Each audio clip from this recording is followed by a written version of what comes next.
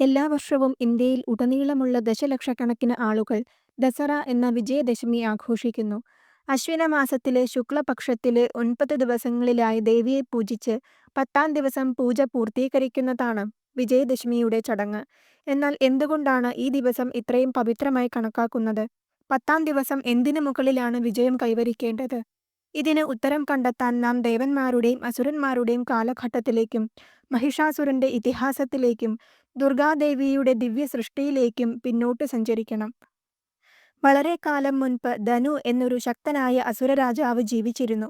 അവന് രംഭനെന്നും കരംഭനെന്നും പേരായ 2 പുത്രന്മാർ ജനിച്ചു. വർഷങ്ങൾക്ക് ശേഷം ശക്തരായ പുത്രന്മാർ ഉണ്ടാവാൻ വേണ്ടി രംഭനും കരംഭനും യക്ഷനെ തപസ്സു ചെയ്യാൻ തുടങ്ങി. കരംഭൻ വെള്ളത്തിൽ നിന്നും രംഭൻ പഞ്ചാഗ്നി മധ്യത്തിലും തപസ് ആരംഭിച്ചു. എന്നാൽ അവരുടെ അചഞ്ചലമായ തപസ്സും വർദ്ധിച്ചുവരുന്ന ശക്തിയും കണ്ട് ഭയന്ന ദേവരാജൻ ഇന്ദ്രൻ അവരുടെ തപസ്സിളക്കാൻ തീരുമാനിച്ചു. അദ്ദേഹം ഒരു മുതലയായി മാറി കരംഭനെ തപസ്സിനിടെ വെള്ളത്തിൽ മുക്കി വധിച്ചു.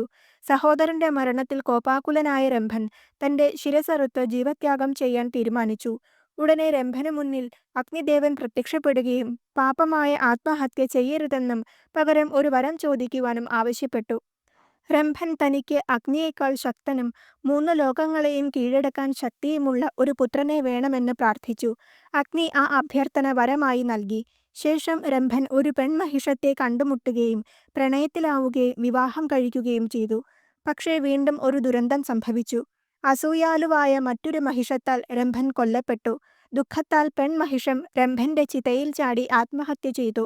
അപ്പോൾ ആ അഗ്നിജ്വാലയിൽ നിന്നും പകുതി മഹിഷരൂപത്തിലും പകുതി മനുഷ്യരൂപത്തിലും ഉള്ള ഒരു രാക്ഷസൻ പുറത്തുവന്നു. അവനായിരുന്നു മഹിഷാസുരൻ. അവൻ ബ്രഹ്മദേവനെ തപസ് ചെയ്ത് പ്രീതിപ്പെടുത്തി. ശേഷം അമരത്വം വരമായി ചോദിച്ചു. അമരത്വം ബ്രഹ്മദേവൻ വരമായി തരികയില്ല എന്ന് മനസ്സിലാക്കിയ മഹിഷാസുരൻ സ്ത്രീകളെ ദുർബലരും യുദ്ധത്തിൽ കഴിവില്ലാത്തവരുമായി കണ്ട് ഒരു സ്ത്രീയാൽ മാത്രമേ താൻ വധിക്കപ്പെടാവൂ എന്ന വരം വാങ്ങി. അസുരരാജാവായി തീർന്ന അവൻ ത്രിലോകാധിപതിയായി സ്വയം പ്രഖ്യാപിച്ചു. ശക്തമായ ഒരു മന്ത്രിസഭ രൂപീകരിച്ചു. അസുരന്മാരായ ചിക്ഷുരൻ, താമ്രൻ, ബാഷ്കലൻ, ത്രിനേത്രൻ എന്നിവരെ മന്ത്രിമാരാക്കി.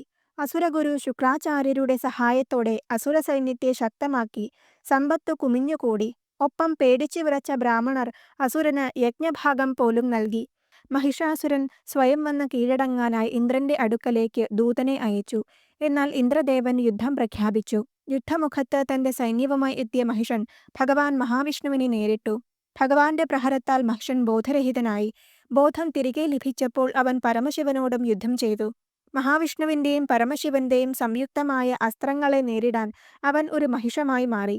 അവരുടെ നേരെ പാഞ്ഞടുത്തു. മഹാവിഷ്ണുവിന്റെ സുദർശനത്താൽ പ്രഹരിക്കപ്പെട്ട മഹിഷൻ ഉച്ചത്തിൽ ഗർജിച്ചു.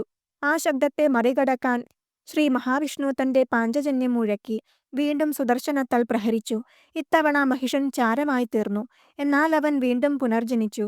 ഇതിൽ വിസ്മയിച്ച ദേവന്മാർ അവരവരുടെ ലോകങ്ങളിലേക്ക് തിരികെ പോയി. ഈ അവസരം മുതലെടുത്ത മഹിഷൻ സ്വർഗത്തിൽ ആധിപത്യം സ്ഥാപിച്ചു. ദേവന്മാർ മറ്റിടങ്ങളിലേക്ക് പലായനം ചെയ്തു. നൂറ്റാണ്ടുകൾക്ക് ശേഷം ദേവന്മാർ വീണ്ടും ത്രിമൂർത്തികളെ സമീപിച്ചു. ശ്രീ മഹാവിഷ്ണു ഒരു സ്ത്രീയാൽ മാത്രമേ താൻ വധിക്കപ്പെടാവൂ എന്ന് മഹിഷന് ലഭിച്ച വരം അവരെ ഓർമ്മിപ്പിച്ചു. ഒപ്പം രുദ്രാശ്വൻ എന്ന മഹർഷിയുടെ ശാപവും ഓർമ്മിപ്പിച്ചു.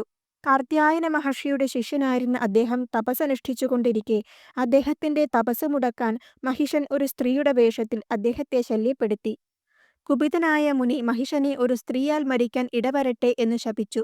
പെട്ടെന്ന് ബ്രഹ്മ വിഷ്ണു മഹേശ്വരന്മാരിൽ നിന്നും ഇന്ദ്രൻ തുടങ്ങിയ മറ്റ് ദേവതാദികളിൽ നിന്നും ഉജ്ജ്വലമായ പ്രകാശകിരണങ്ങൾ പുറപ്പെടാൻ തുടങ്ങി. ആ പ്രകാശകിരണങ്ങൾ ഒത്തുചേർന്ന് അപൂർവ സൗന്ദര്യവും ശക്തിയുമുള്ള ഒരു സ്ത്രീ രൂപപ്പെട്ടു.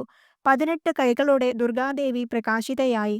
ദേവന്മാർ ഓരോരുത്തരായി ഓരോ ആയുധങ്ങൾ ദേവിക്ക് സമ്മാനിച്ചു. മഹാവിഷ്ണുവിന്റെ സുദർശനം, മഹാദേവന്റെ ത്രിശൂലം, ഇന്ദ്രന്റെ വജ്രായുധം, വരുണന്റെ ശംഖ് മുതലായ ആയുധങ്ങൾ ധരിച്ച് സിംഹത്തെ വാഹനമാക്കി ദേവി യുദ്ധത്തിനു തയ്യാറായി. ഒന്ന് ഉറക്കെ അട്ടഹസിച്ചു. ആ ശബ്ദത്താൽ ഭൂമി പ്രകമ്പനം കൊണ്ടു. പർവ്വതങ്ങൾ ഇളകി. ശബ്ദം കേട്ട് ദാനവന്മാർ ഭയപ്പെട്ടു. മഹിഷൻ ആ ശബ്ദം കേട്ട് ഗർവിതനായി. ശബ്ദം കേട്ട ദിക്കിലേക്ക് അതാരാണ് എന്നറിയാൻ ദൂതന്മാരെ അയച്ചു.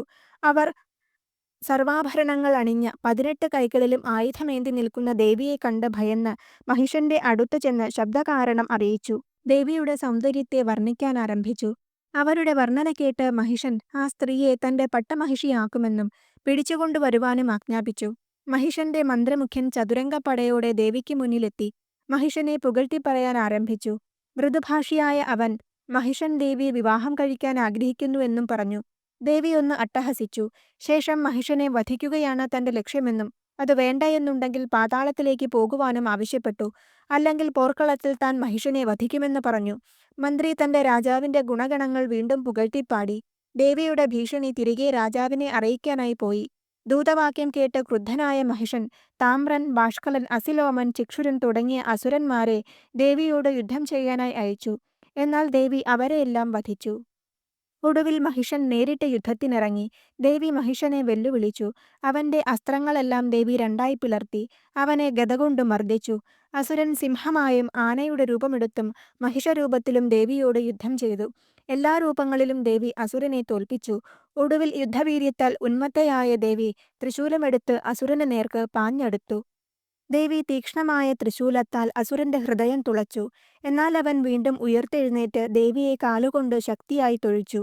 അപ്പോൾ ദേവി സുനാഭം എന്ന ചക്രം പുറത്തെടുത്തു. അതുകൊണ്ട് മഹിഷന്റെ ശിരസ്സറുത്തു. അങ്ങനെ 9 ദിവസം നീണ്ട യുദ്ധത്തിനൊടുവിൽ അസുരൻ കൊല്ലപ്പെട്ടു. ദേവന്മാർ ദേവിയെ സ്തുതിച്ചു. ശക്തനായ ദേവിയുടെ വാഹനം പോർക്കളം വിട്ട് ഓടിപ്പോകുന്ന ദാനവന്മാരെ പിടിച്ച് ഭക്ഷിച്ച് വിശപ്പടക്കി. ബാക്കിയുള്ള ദാനവന്മാർ പാതാളത്തിൽ ഒളിച്ചു. ദേവി പോർക്കളം വിട്ട് ശുഭമായ ഒരു സ്ഥലത്ത് ചെന്നു നിന്നു. സ്വതന്ത്രരായ ദേവന്മാർ ജഗദംബികയെ സ്തുതിച്ചു. ദേവി വിജയം വരിച്ച 10-ാം ദിവസം വിജയദശമിയായി ആഘോഷിക്കപ്പെടുന്നു. ഈ ദിനം എല്ലാ നന്മകളും തിന്മകളുടെ എല്ലാ ഘടകങ്ങളെയും തോൽപ്പിക്കുന്നു. ദുർഗാദേവിയുടെ അനുഗ്രഹം നമുക്കേവർക്കും ഉണ്ടാകട്ടെ എന്ന് പ്രാർത്ഥിക്കുന്നു.